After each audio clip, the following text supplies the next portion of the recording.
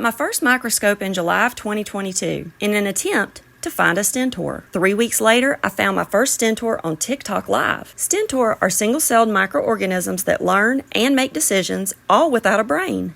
One night on TikTok Live, I looked at the Java moss from my aquarium under the microscope. In that moment, I found a Stentor unlike any I had seen yet.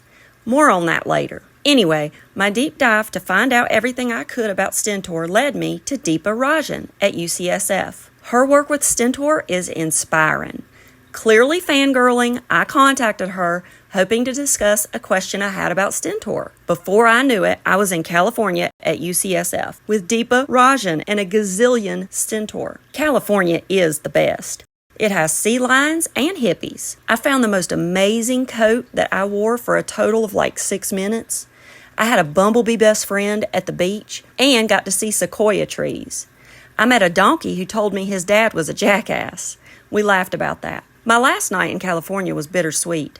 I walked on the beach at sunset and saw the most beautiful moon, but it was time to fly back home. A butterfly bestie lived with me for 2 days, and I loved her. One day, I got an email from Deepa connecting me to a professor at Virginia Tech who also studies Stentor. I had already read about what he's doing, so I was super excited. A few Zoom calls and an invitation to the lab helped me turn my initial question about Stentor into a research experiment. He sent me home with a microscope, a cup of Stentor, and a newfound sense of hope, but not before I got to visit their awesome duck pond and a nearby pond that's almost as cool. That night, I started working on my research question and learning spreadsheets. In my free time, I was still getting samples from other places and finding more Stentor. One of my besties flew in from Phoenix to visit, and I got a chance to take her to the lab. I also met a turtle that day. Anyway, remember that Stentor I found on my Java moss? Well, I got to see it on a really nice microscope, and it turns out I may have discovered a new species.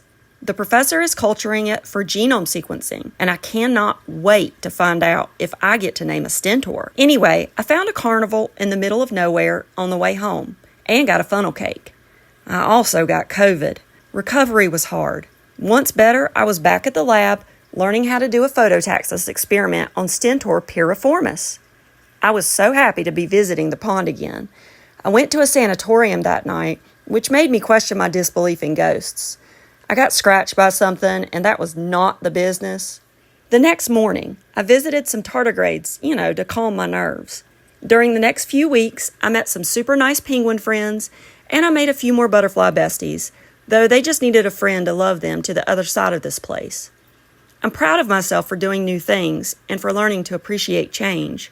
In July, my son turned 18. Now that he's taller than me, he helped me collect samples where I couldn't reach, but not before taking silly pictures with the statues on campus. July also brought Temple Grandin to Boone. One of my besties came with me to meet her, and I got to tell her all about Stentor. Before long, I was back at it collecting pond water. I brought a gallon of pond scum on my next trip to Virginia Tech, and we pasteurized it.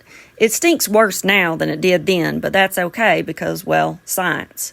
A few weeks ago, I realized that I haven't fully recovered from COVID. My dysautonomia has officially flared up, but I can't stop now. So, I went back to Virginia and got more samples.